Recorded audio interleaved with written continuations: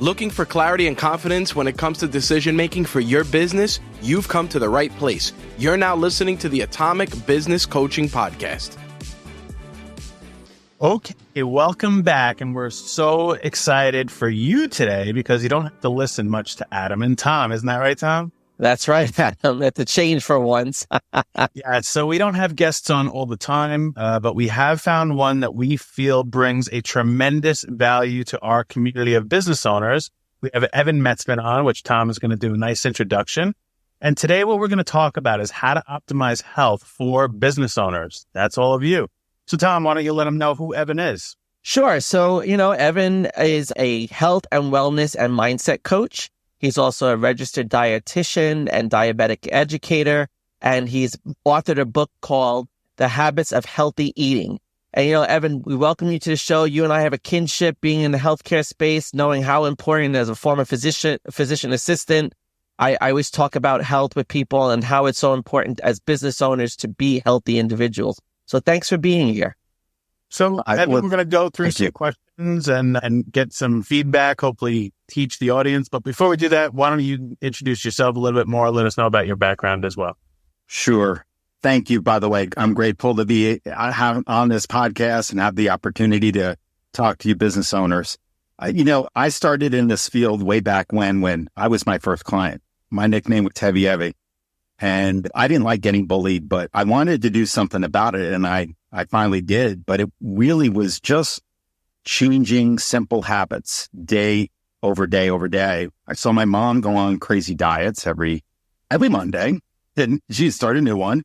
My father would pop every vitamin pill there was and go on these super crazy exercise programs. I was like, this is not for me. And I just decided to change ordinary habits. And it led to a transformation over a summer. And I've been reverse engineering that ever since. So I decided to go for my master's in clinical nutrition, and I wanted to learn everything there was about health. So my background is I am a personal trainer. I was a manager in a health club while I was also going for my master's. I'm an adjunct professor. I've taught 10 years nutrition and performance, and as an adjunct professor, nutrition and disease. I also spent almost 14 years running my private practice back when being an entrepreneur. And I started a wellness company that was a startup back then. And that wellness company was something that gave me an opportunity to have an impact with thousands of people. I was only able to see 30, 40 patients a week or clients a week. And to me, that opportunity was great. But unfortunately, we went public on 9/11/2001. And Cantor Fitzgerald. And this wonderful opportunity went from a hero to zero. And I pivoted into corporate America and spent 20 years in sales and management and in leadership. Big companies like Roth, 3M, Convatec, building teams, being part of a go-to-market strategy, global market strategy for new products. And it was a really great experience. But COVID gave me an opportunity to come back to doing what I love to do. And that is really helping business owners, leaders that are out there who are struggling because they've climbed the ladder to success and they left their health behind. That's in a nutshell of really what I do. I help them live their life and lose weight with their minds, not their mouth. I help them also be intentional with their health. And lastly, I help them quiet their inner critic. It's the one thing that we talk to more than anybody is ourselves. And the whole concept is, hey, it's negative mostly because by default. What if we could turn that around? Instead of having an inner critic, we had an inner coach. I appreciate that, Evan. And thanks so much for being on here. Tom and I have gotten an opportunity to know you over a few meetings, and both in person and on Zoom. And that's really why we wanted to bring Evan on here today, was to go over that. So in the next section, we're going to talk about what he said there, which is how to lose weight with your mind, not your mouth. All right. So in this section, we're going to get Evan to teach all of us what I have heard him say so many times. So I'm actually interested in this myself, as I hope all of you watching and listening are, is how do you lose weight with your mind and not your mouth? So take it away, Evan. I'm very interested in this.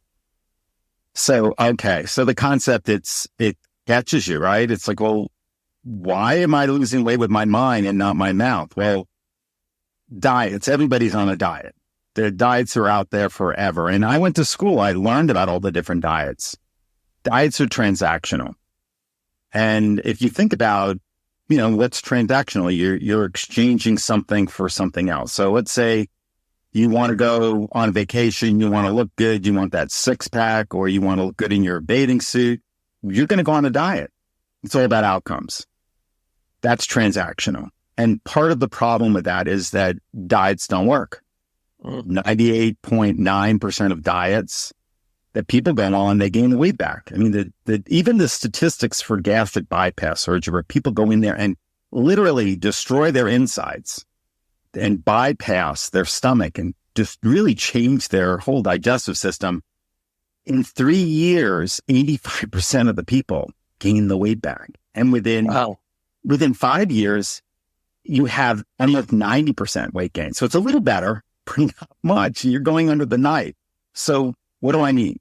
That I don't believe that the diseases of today, like obesity, heart disease, cancer, autoimmune function, are strictly diseases of metabolism.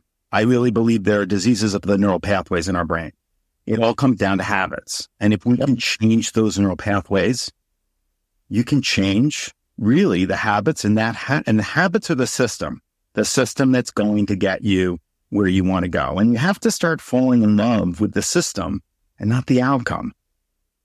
That's really how I help people have a better relationship with themselves, with food, with everyone around them, including their family and their bosses or their teams. It's really about that relationship that's so important. Great. So what are some of the ways that people can start to use their mind instead of their mouth to actually go ahead and change their eating habits or do the weight losses, like you say, or get away from the diets? The first step is self-awareness. So the thing that I work on with my clients, 85% of the world lives just waking up and just winging it. They're not self-aware. So self-awareness is just about being a fly in the wall. And that's the first thing I teach my clients, how to be a fly in the wall, that you're not your thoughts. You're not your feelings. You're the witness to your thoughts and feelings. And if you can separate from that and just be that person, just imagine, like, having this ability to say, well, that thought, that feeling doesn't control me. Viktor Frankl said it best: between stimulus and response, there's a space. That space only happens when you're self-aware, and that provides you the freedom to change. Right. Evan, you're talking about losing weight with your mind, right? And we say diets don't work, but does that still excuse us to not eat the healthiest of foods? No, and that's a great question. Okay, so that's why I start with losing weight with your mind, not your mouth. Then I say be intentional with your eating. So I had a client this morning, and we have the hardest. I'm going to hit the road because the next section, we're going to get into the intention behind health. So with this one, we'll stick to a little more tactical on how they can use the mind instead of just the mouth. Or that's really what we want anyone watching this to take away is, how are they going to think differently about their weight loss, right? And then we can go into more health and the intention behind it in the next section. Okay. Well, the most important thing when you're focusing on really changing your relationship with your food, once you have the self-awareness, is that you need to start being accountable for the habits that you have. So part of this is first, not being judgmental, but being discerning. That's why I work with the inner critic. I help people identify who that inner critic is in their head. We all have one. And that inner critic was developed to protect us because we have really duality that's happening in our lives. We have this part of us, that part of our minds, that physical mind, that fight or flight response that we need to survive and procreate.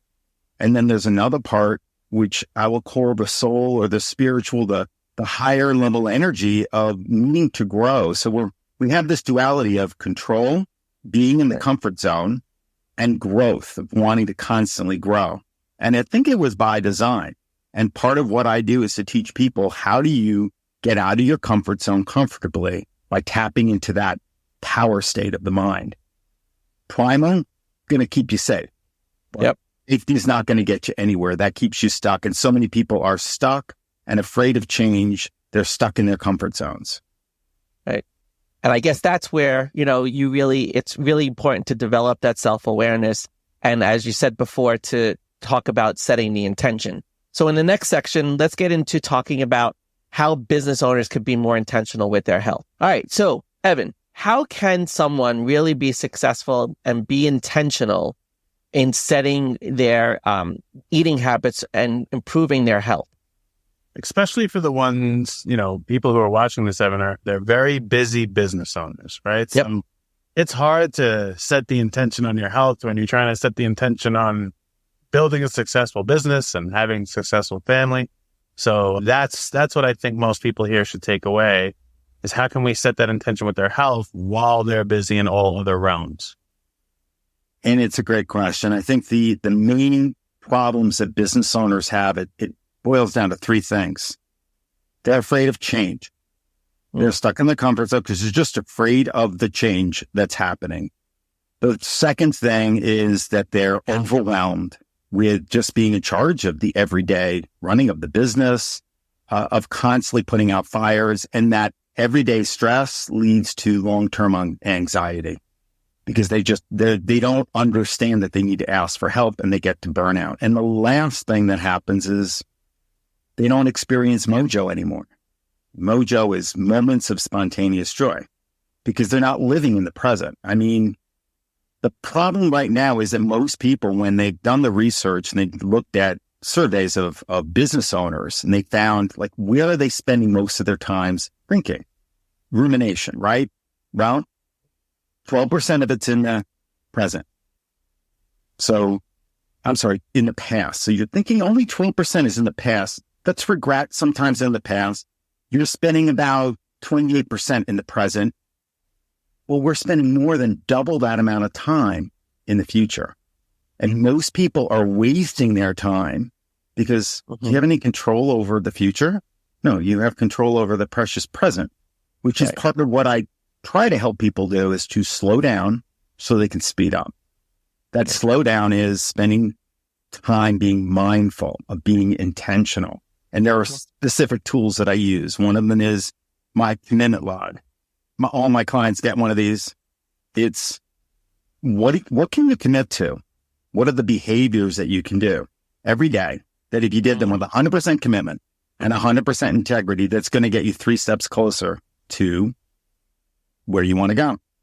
They also need to think about what kind of support and cooperation do they need. And they have to ask for it. I don't just say, hey, ask your wife or your husband or, whoever it is, your boss or your coworkers. They need to be very explicit. I've had lots of clients that they've never asked. And when you start asking, amazing things start to happen. Yeah. And probably the most important thing I have them do is I ask them to think about 4 key areas of their lives. I talk about it: the physical, the mental, the emotional, and the spiritual. You need to make deposits in your physical bank account. That's called generating energy. Then you need to make deposits in your mental bank account, which is striving for excellence. The third one is making connections. It's your need to love and be loved. And last is really seeking purpose. It's your need for a legacy, for spiritual connections. So those are just some of the things that I work on. And I call it my tools in the toolbox. I have over 60 tools. Each person is unique, and there's so many ways to get where they need to go. I don't have one way of eating, one way of thinking. There needs to be that freedom for people to choose, because I do believe it's all about choice. And when they make those choices and they make those commitments and keep them, it's like, as a business coach, you can relate to this. It's like putting money in the bank. And in the beginning, right now, let's say they don't have a lot of money in their bank. So they're in scarcity mentality, and they're constantly in the primal state. They don't have the money to pay the bills. But what if they started to make more money and they started to build that bank account, and then they had dividends? They have freedom.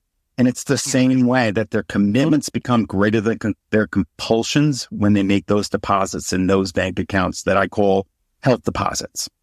So this is, let's see if I got this right, and I could summarize it for everyone listening and watching. I think to be intentional, there's really 3 things that you need to do.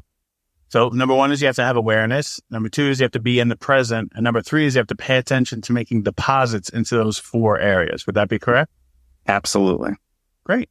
All right. So in the next section, we're going to talk about what, Tom? Your inner... We're going to talk about the inner critics. All right. All right. So in this section, we're going to talk all about the inner critic. Now, here's the thing is most of us who are in business, Evan, became successful because of that inner critic, right? We were constantly like living up to our own like high level of what we want to do. And that's fortunate and unfortunate. And Tom, that's why we have Tom here at the Tom Business Coaching, because we're constantly working with that. So why don't you talk about it from the health side? You know, we're always talking about from the business side, but why don't you bring it in from the health side? And the reason why it's similar is because you can't separate one from the other. When you have private victories with your health and taking better care of yourself, you're going to have public victories with the company. Mm-hmm. And they can't really separate. That's why I see many business owners who consider themselves successful, but they're falling apart. And there's, the last 10, 20 years of their lives, why should they be spending their time taking care of chronic illness? And that's where the inner critic comes in. It's about quieting the inner critic. First, where did the inner critic come from? The inner critic is just a way I've designed the inner critic mind to just express the different layers of identity that we have. Mm-hmm. Everything that happens in our lives is woven as a fabric into our belief systems.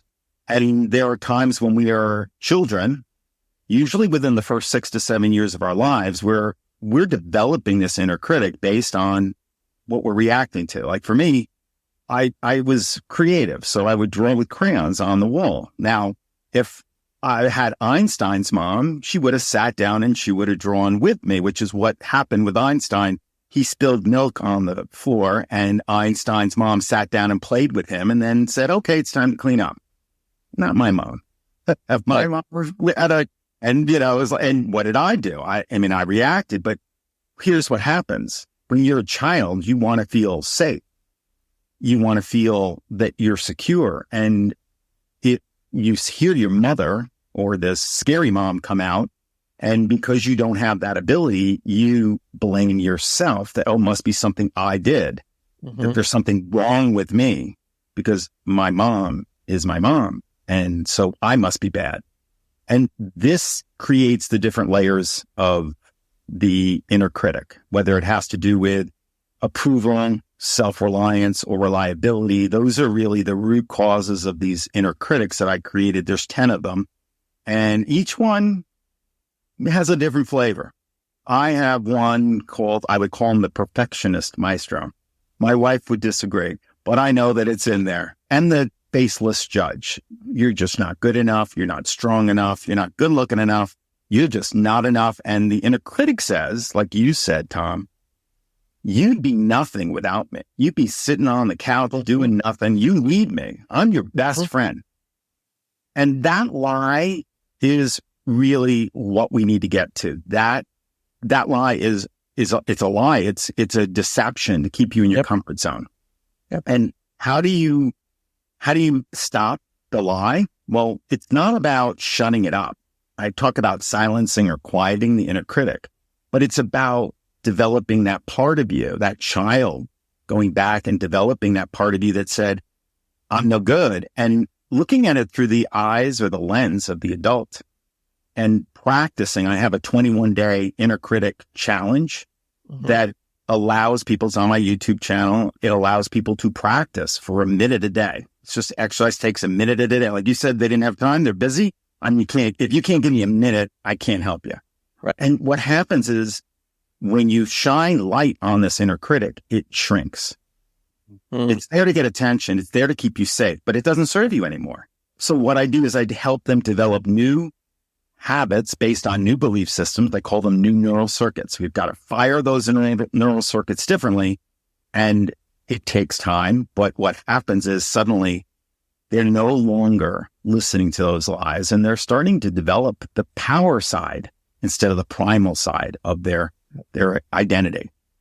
You know, Evan, it's very interesting the way you're talking about the inner critic. And, I approach coaching with every one of our clients from the perspective that everyone has at some point in their life been exposed to some form of trauma, right? I approach everything in a trauma-informed response. And, we know that food and a lot of these behaviors and habits are often rooted in some kind of childhood trauma or some kind of trauma someone's experienced. And do you have an inner critic that's a trauma-based inner critic? And how have you dealt with people? How have you coached people who have experienced some kind of trauma and look at food as a comfort item? How do you help them to change that habit? Because, it comes about when we stress eat and when we do the things, we want that comfort because we're stressed out, but that's usually rooted somewhere else. Tell us a little bit about that. And it's a great point. I come from a history of trauma in my background. Yes, was abuse, whether it was physical abuse, getting bullied, and other abuses that happened to me. And luckily I survived, but at what cost? So part of it was this control with this inner critic that I had. It was constant controlling. And what I find with my clients is when they have this control like this, they squeeze your hand right now really tight. You hold it. What happens is it starts to hurt after a while. And you do it day in, day out. You're like, oh my God, I need a release. And that release is eating. Now, I've dealt with eating disorders. You get binge eating disorders, anorexia. It's all about control. It's about that release because they just can't do that anymore. This release is temporary because food doesn't solve the problem. Right. And neither does the alcohol or the smoking or the drugs. All of those things are part of what happens when people use this inner critic to let them guide them. Part of this is really having the vision to go, well, a year from now, if you are where you want to be, what would your future self thank you for? That really takes the power away from the inner critic. And part of going through the inner critic quiz, which I'm offering to all your clients free, is that I give them who their inner critic is strongest in their head, and then also ways to quiet it. And then the 21-day challenge, which will help them also start creating new habits. And it's complicated, but in a sense, it's simple. Like you say, it's the hard work needs to be done, but change to me has to feel good. Yeah. It doesn't feel good. People will revert back to the old habits. It's kind of like what I call mindless imitation of yesterday. They just continuously imitate what they did the day before, because it's easier instead of going to the deeper meaning. And that's the work that I do, is I take it deeper. Great. No, I like what you say, and what I'm taking away. I'm trying to always summarize this at the end for who is listening here, and just the way I've taken it away is that by silencing the way that you're silencing the inner critic, like you said, isn't really quieting them or shutting them up. It's, again, becoming aware of what they are and then replacing that with new habits or new activities or new mindsets, and then carrying through and doing the things that you know will actually optimize your health instead of dealing with the negative effects of what you thought that critic was saying about you or how you dealt with it. I like that squeezing the hand analogy. That's really good. So it's not so much as eliminating as more as it is adding on top. And then there's just really not much more space or evidence for that critic to do it any longer. It's integrating. It's part of what happens when you're traumatized. You get stuck. It doesn't know time or space, that part of your brain, the amygdala, the limbic system. So it's constantly repeating itself. And if you can do a pattern interrupt, which is why I use mindfulness and meditation with my clients. In my elite coaching, I'll make them personalized meditations and mindfulness exercises so that I can help them create the pattern interrupts. I work with breath work. All of these things make a difference in stopping what I call the boil. If you bring it to a boil every day, that's why I said, business owners are dealing with the stress and anxiety every day. How is Steve Jobs? How did he do it? How does Elon Musk do it? They're the same as, they're not superhuman. Right. So part of it is there is a skill that can be taught. And that's what I teach my business owners, that there's a skill that can be taught to take better care of yourself, to have a different relationship with yourself, that will release your superpowers. Because it's about the primal state is, fight or flight, survive or die, right? We don't want to die. We want to survive. But what if you got into your power state? And the thing about the primal and power state, they cannot occupy the same space at the same time.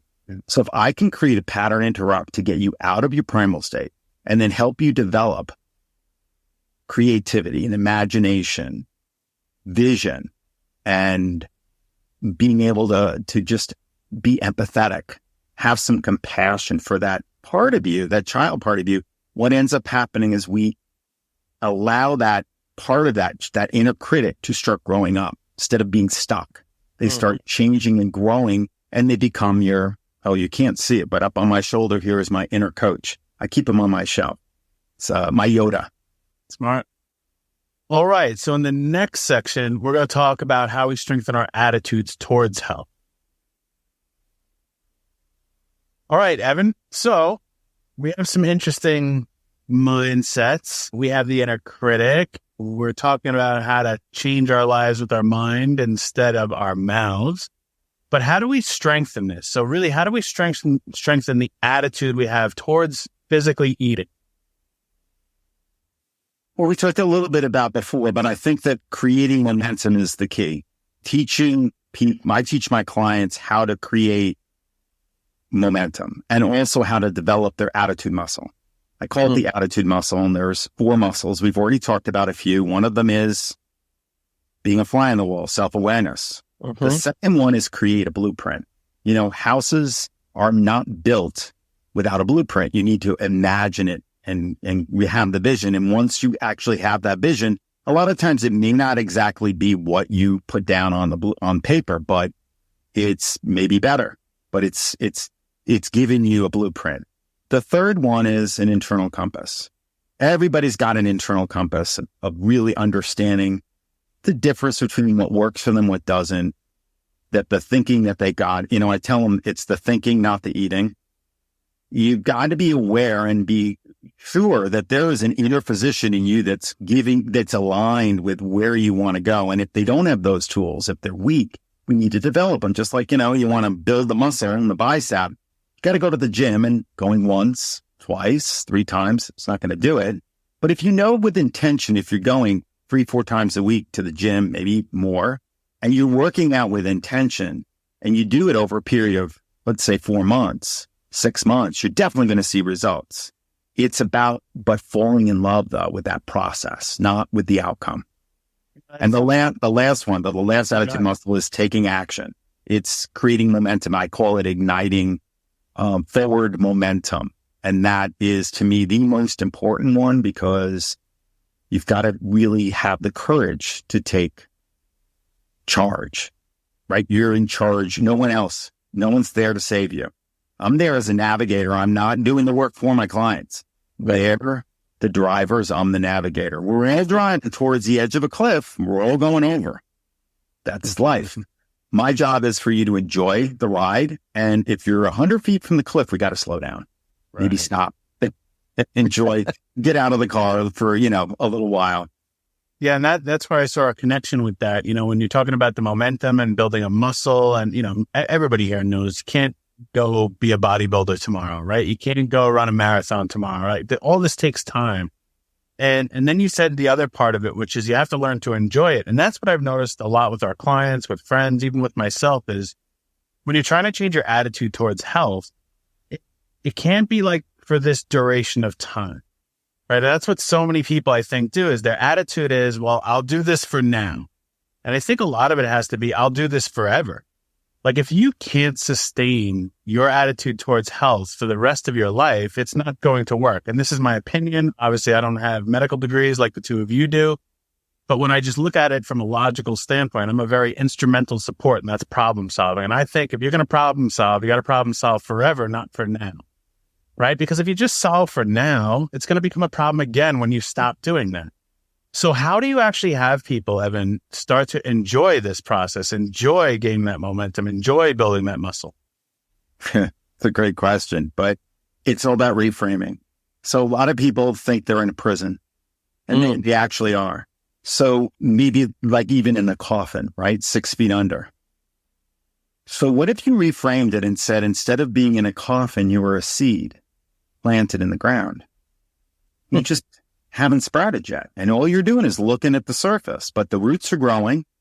And I work on a lot of reframing. I work on a lot of neural pathway restructuring the way that people believe things. We have to challenge.